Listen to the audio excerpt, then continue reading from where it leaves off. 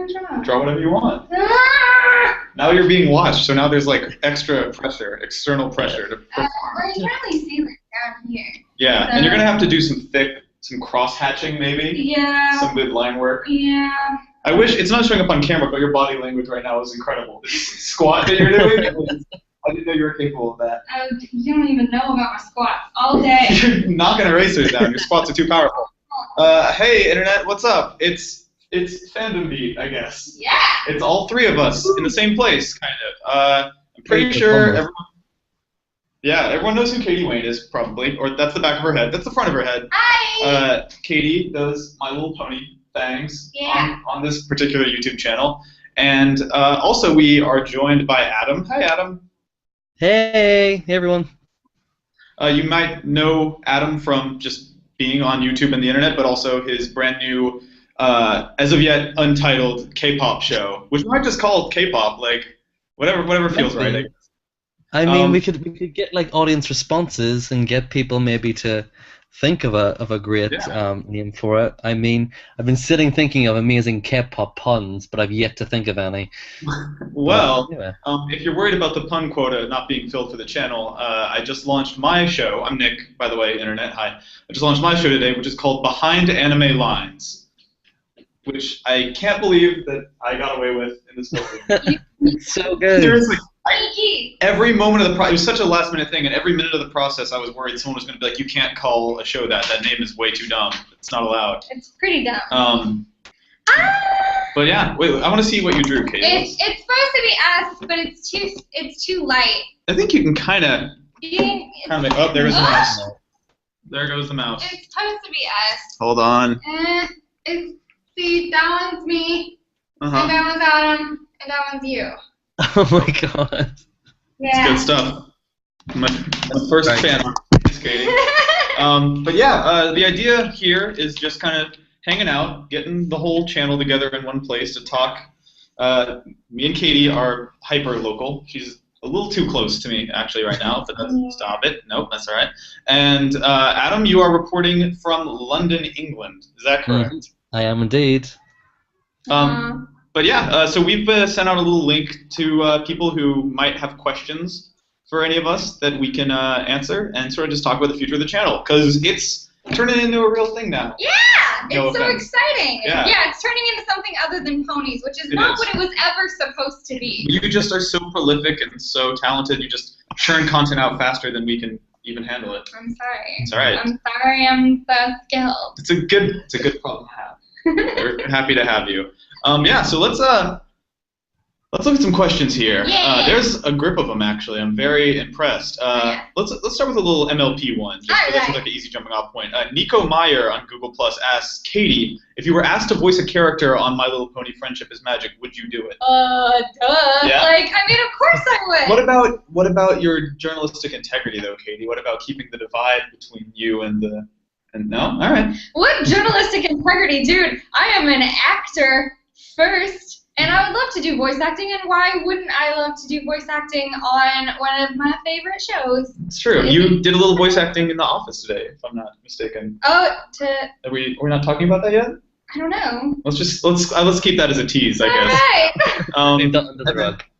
Yeah, nobody heard that. And then Adam, I guess to turn this into a question for you, would you ever appear as an extra in, say, a Big Bang video or something of that caliber? Are you serious? Of course. I mean, I'm essentially a K-pop idol without being famous. I mean, it is my inevitable goal to be that, and I essentially am that. I'm just not actually it.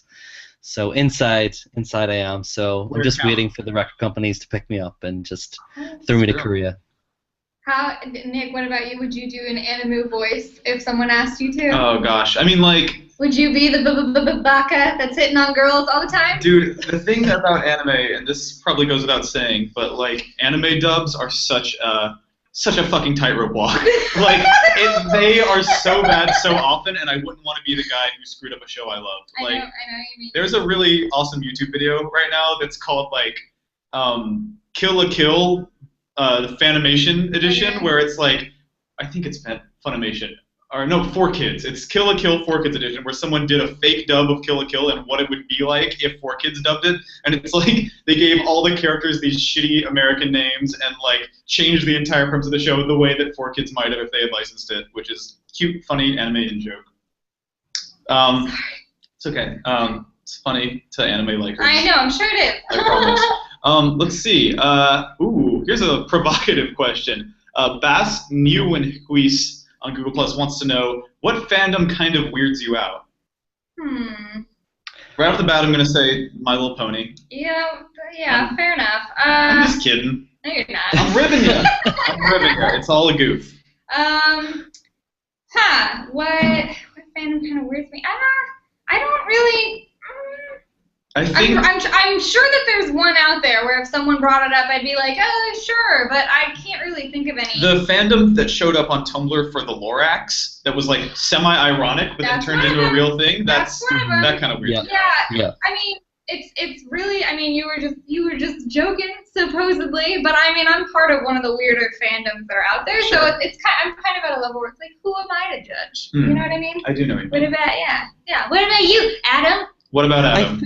I think with fandoms, there's always, I think the good thing and the bad thing about fandoms is that there's always a good and bad side. So with every fandom, there's a little bit creepy side to fandom, and there's a little bit amazing side to fandom. So I think with all of them, in a certain way have their little sides. That's true. Absolutely right. A good answer, and a very diplomatic answer. Earlier today, we were Very diplomatic. I try to be, Yeah, we were putting the finishing touches on the first episode of Behind Anime Lines, which is up now, and the subject for that first episode is this short film called Little Witch Academia, and one of the characters who we love the most, Susie, is like this formless, borderline genderless, 14-year-old witch girl who is just maybe the best. B, maybe the least sexualized anime character I've ever seen. But like I was Googling Little Witch Academia on Google Images trying to like find a good screen cap that I could use for the thumbnail or something, and of course I see a drawing of Susie with her butt cheeks out, and I'm just like, oh no. And he's surprised? Like, come on, dude. Yeah, maybe that's on me. I'm actually gonna show you something else, Katie, that I haven't shown you yet. No. Not that I'm gross. scared. I promise. Don't hurt me. I've been hurt too many times. All right. I'm going to screen share real quick. Okay. Show you. Don't look. Cover your eyes. It's a surprise. All right. I'm gonna screen share something that I found while I was Google image searching for Susie. You're really hyping this up. Dude, you're gonna just scrolling through Google Images, and what do I see?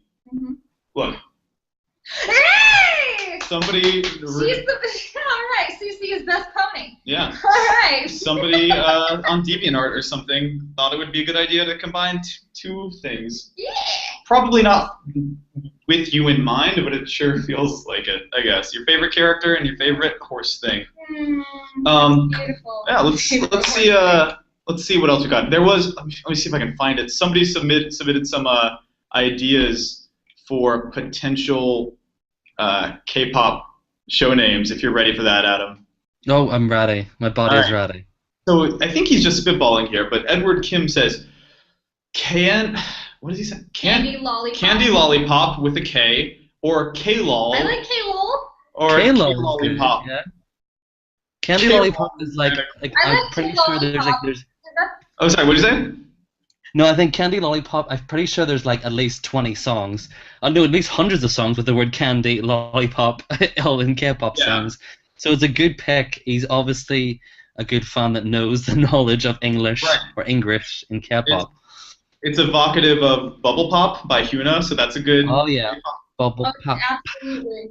Yeah, Katie loves herself the K-pop. Well, that's kind of the cool thing about this channel is that like we've got overlaps. Like, what are you doing? I'm tweeting. Okay, Katie's tweeting. There are overlaps between our interests. Like Katie will like anime occasionally from time to time in the right circumstances. I've got a little enthusiasm for K-pop, but not all of us like all of these things, and that's okay. I don't think either of you like pony, so it's all right. I like your show about ponies. Look at him laughing his ass off. Do you want to know something? I appreciate the ponies, I'm not the super fan, but I appreciate the ponies. And then I have watched a lot of anime. I actually watched. I'm watching an anime at the moment called Sword Art Online. Yeah, Sword Art Online. Yeah. Apparently, like I've been recommended. I don't know if you know the YouTube user Amazing Phil. Like he's one of my good friends, and he was like, "You have to watch the show." So, but yeah, I'm currently watching that. So there, yeah, it all kind of intertwines with all the fandoms, Yeah. which I think is great. I think Sword Art is pretty good.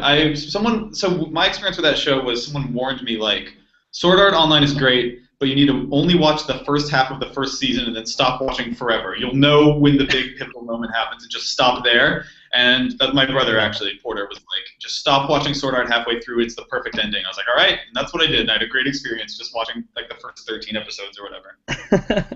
Brilliant. That's actually a good question. Oh yeah, how long is this chat gonna last? Mm-hmm. So that's from Yahomi. Ponyman! Yeah, one of Katie's fans wants to know how long is this gonna last. I think a total of 30 minutes, so probably till 3:30 Pacific Standard Time, 11:30 p.m. Greenwich Mean Time. You are up late, aren't you? Yep. You sleepy? It's way past my bedtime. Well, I usually depends on what time my actual real life job starts at. Sometimes it starts earlier, so between 11 and 1. You know, usual. Yeah, it's fine. See, to me that sounds normal for someone our age, but then Katie rolled up this morning with some bullshit like I go to bed at. What were you saying? You go to bed at like 9:15? I said 10, but Okay. I try to get up early so that I can exercise. I wish I was like that. I wish I could go to bed at like 9 o'clock, just fall asleep then and there, and wake up at like 5 or 6 a.m. just not. The other day I went to bed at like 8:45, and I was pretty impressed with myself. Waking up at like 5 to 6 a.m. First of all, only happens when I'm hungover for some reason. But when it does happen, there's something beautiful about like being up that early before everyone else and like. Exactly, you feel like you're the only one awake in the whole entire world. It's amazing. That's what it feels like. Cool. So let's see. Another question from Ponimus actually, because I like this one. Are you going to do a Behind Anime Lines episode on Inuyasha? Because Katie loves that. I don't love it. Yeah, okay. I used to love it a lot. I know. But it's kind of a guilty pleasure now.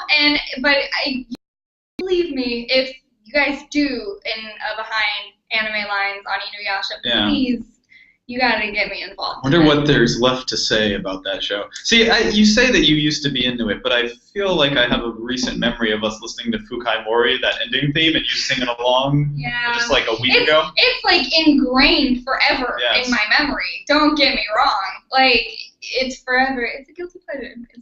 I know it's awful and it's a piece of shit, but it's Are we not going to talk about your anime music videos from when you were a kid? Are we not going to? Because Katie showed me some of her deep dark YouTube past. I trusted you, and now I know not to ever trust you. Well, I didn't say where they are. Also, they're pretty good. Pretty good Inuyasha anime music videos. As good as the Inuyasha anime music video can be. A bit of a low ceiling, but cool. Let's see what else is going on here. Calm Venus says, will we ever see some Adventure Time love on Fandom Beat? We've been talking about that, actually. I don't see why not. Same goes for like Doctor Who, Star Wars. Mm-hmm. It seems like something that could happen, but isn't necessarily in the works. It seems like a remarkably good fit for the channel and for our interests. Like, I think Adventure Time is one of the middle of our Venn diagrams. Yeah. For you and me, at least. Yeah, Adam, do you like Adventure Time? Love it. I actually dressed up as Finn 2 years ago for Halloween. Aww. That's a good costume. I've got those somewhere in the internet, somewhere around there. That show's gotten so dark and so wild over the past. I'm only on like season 3 because I'm purchasing the DVDs as they come out, so I don't know. I know next to nothing, so don't tell me. I know. I'm not gonna spoil it for you, but dude, it's like every season of Adventure Time. I'm like, well, that's clearly as dark as they can get away with on Cartoon Network. And then they top themselves. Yeah, for sure. Mm-hmm. Let's see here. Let me keep scrolling. So many questions about anime. I feel selfish answering all these anime things. Here's one from Alex Ramirez, who says, and maybe you can contribute to this too. What do you guys think about the impact of fan service as the dominating force in basically almost every anime? Examples include harems, panty shots, giant boobs, tsunderes, lollies, etc. Do you believe fan service has had a negative effect on anime as art? So my short answer is there's a lot of that stuff. I think there's probably too much of that stuff, but not everything in that list is something I hate. Like a lot of those tropes, the big old boobs and panty shots and shit, like I hate that. It gets in the way. It makes anime frequently unrecommendable to me. Like I really wanted to get friends to watch Bakemonogatari, but that show opens with such a gratuitous panty shot that it's like no one's gonna watch it. He keeps putting his hand down on the shaking. table. I know. To make my point. Look at that. But at the same time, like I am one of those dudes who is like, I know a lot of people are elitist about the pre-Moe and post-Moe era in anime, and I am very much down with old anime, the way it used to look, all the crazy old mecha and fantasy stuff, and the way it looks today with these big-ass anime eyes and all the goofy, like, anime is so silly and weird and cute and playful right now as it exists today. Like, I don't know, man. People can talk shit on Moe, but we wouldn't have, like, Nichiju without it. And I know that none of these show. Sorry, Nichiju is amazing. Oh my god. That's one of the animes I've actually watched. I watched last year. I've only watched like less than 10 animes my whole entire life. But Nichiju is amazing. It was so good. It's like Azumanga Daioh HD remix. It's like. Is that the one that you showed me? I tried to make Catie watch Nichiju the other night, and she was not having it. You were not letting me. I liked it. You were not paying attention. I know. I liked it.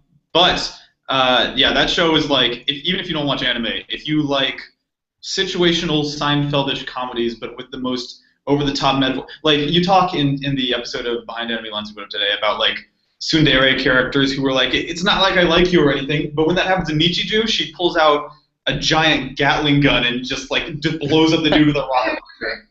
Yeah, it's fun. It's like it. Fantastic. George Louise wants to know.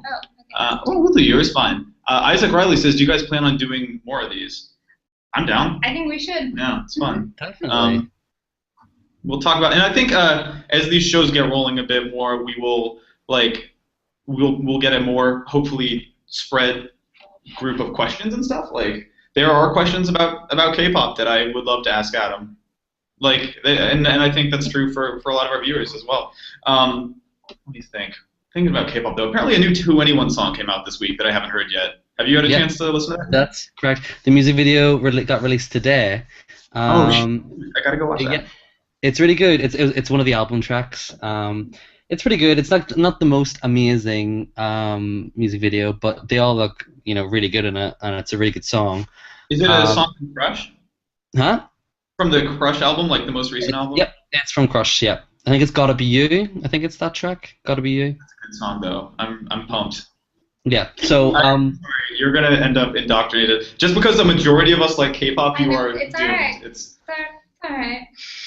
Don't worry. The thing is with K-pop is that through the years and years and years of loving it, I guess it's the same with every single fandom. You always try find a way of that little small portion of something in the fandom that you can push towards the non-fan to be like, look at this. Hey, look at this. For this K-pop, it's always like, I will find a band or at least a song, Catie, that you will love. Totally. I mean, the thing is that whenever non-K-pop fans, like I've been obsessed with CL's performance in her live version of Gichibe and what's that other song? It's like four letters. Yeah, Mental Breakdown is the easiest thing to call it.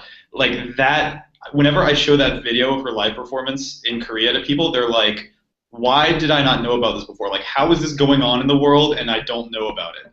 I feel like I feel like this has been true for years, so maybe it's just wishful thinking, but I'd like to believe that we are on the brink of K-pop finally broadening out to this country. Like, it's so likable. You can't watch a K-pop video and not love it, I feel like. Mm-hmm. Right? No? I've made Catie watch a little bit. I don't hate it. I can see the appeal. I mean, being a little past weeaboo myself and being into the J-pop groups and stuff. And which J-pop groups were you into? Oh God, I can't remember any of their names, but they were all they were all introduced to me via the Inuyasha opening and ending songs. Those were the ones that I liked. Oh, there you go. Yeah. Let's see here. Nico Meyer wants to know. So the first episode of our show was about Little Witch Academia, and he wants to know how I discovered it. I think it was through Tumblr, which is kind of the answer to everything. I was just going to say, I wanted to say that you probably found it through Tumblr. Yep. This kid spends all day of his life, every single day on that's Tumblr. not true. Not at work, at least not yet. Maybe soon I'll be able to justify doing that at work. But for now, it's like I do this. I have this really fucked up relationship with Tumblr where I will get behind all week long, and then like Saturday or Sunday I will just sit there and catch up on literally like 175 pages of my dashboard in one big like binge. It's disgusting. It's a terrible way to live. Let's see here. There's another question that I liked, but I like lost it. Found it. Cool. And I think this is a good one for all of us.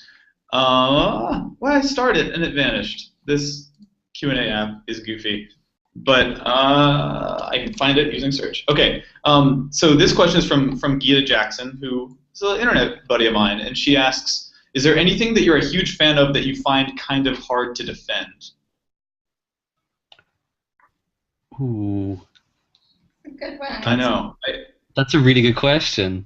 I'm gonna right off the bat. I'm gonna say anime, all anime. I was actually gonna say ponies. It's really it's not that for me at least for the show has its integrity and it has its great things about it, but it's really a hard thing when you say to people, "Oh, I watch My Little Pony." It's really hard to get past their initial judgment so that they'll fucking listen to you for more than 2 seconds. They hear My Little Pony and they're like, "Oh, all right," and they've made tons of judgments about you and who you are as a person. Like an embarrassing thing to admit for me is that part of the reason I've never sat down and watched NLP like from the beginning is because I don't know what I would stand to gain by liking it. Like, what if I like it and it's really, really good? Then now I'm that guy who has to be the guy who likes My Little Pony and talks about it all the time.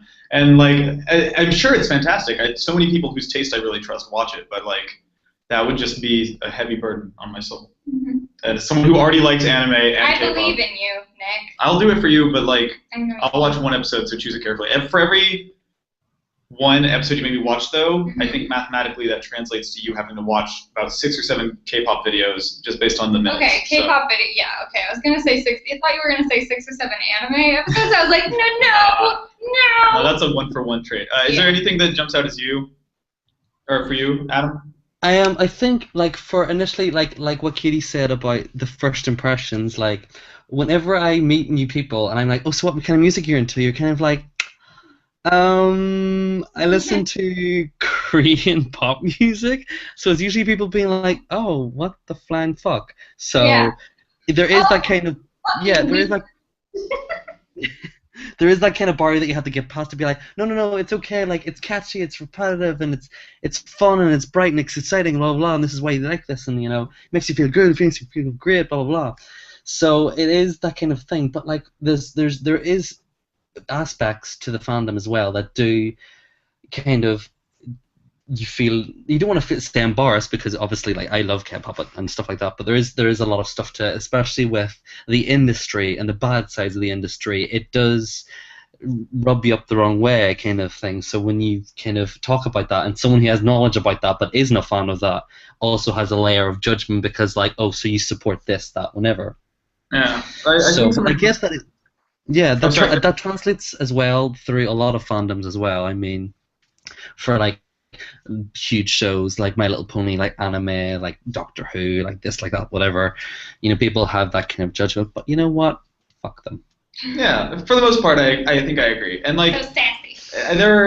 Even with K-pop, there are moments where I'm like, oh, I don't want to be grouped in with this. Like when G-Dragon takes magazine photos wearing blackface. And I'm like, I know that it's a different culture, and I know that he doesn't realize it happens this. So much in Korea. It's insane, and you're just like, why are you doing this? Yeah, I mean, like, even though it is a totally different world, I also would be like, there wasn't one person there who was like, we shouldn't do, like, nobody stopped them. Nobody stopped them.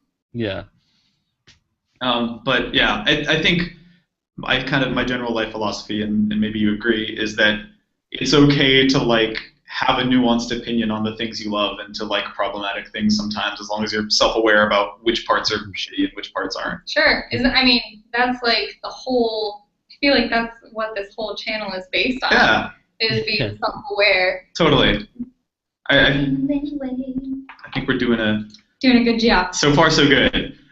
Benjamin Scott says, "Who came up with the idea for this channel?" What? It's an interesting question. I think so the initial premise I think came from our friend Brad O'Farrell, who kind of had this idea, and I think he actually had the YouTube channel himself. YouTube.com/fandoms. He had just been sitting on it for a while, and then Catie, who started here pretty early, I noticed from her desk and stuff, was like super into pony stuff, and just from our conversations, we were like, it doesn't really make sense that Catie loves ponies this much and we're not doing a show about it. Yeah. And then from there, it just blossomed out into, I think, our interests. You're a friend of Brad, so I think he kind of came to you with the K-pop idea, right? Yep. I mean, we talked about it like a while back, and when I found out that he was working with Discovery and stuff like that, and Revision 3, he was like, "Oh, we've got this fandom thing, and I know you're into K-pop and stuff like that." And he was like, "Is there this way of translating your information to online bases?" And on my own personal channels, I have touched upon K-pop a lot. I did have a K-pop show on my personal channel a couple of years ago. So it kind of just slipped in really. That's what she said. It kind of just put in its place. So it was through Brad, thankfully.